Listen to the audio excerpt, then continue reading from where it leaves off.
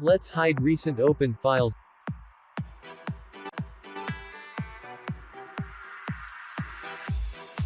and recent installed apps. Easy way. Go to Settings.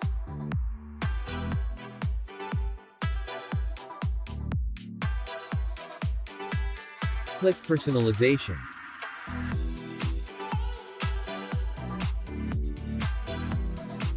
Click on Start. Click Off.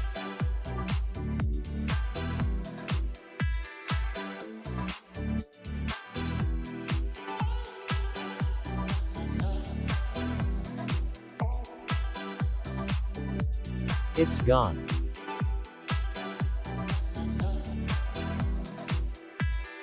Gone. To re-enable, click Start Settings. Click on. Thanks for watching. Please subscribe to my channel.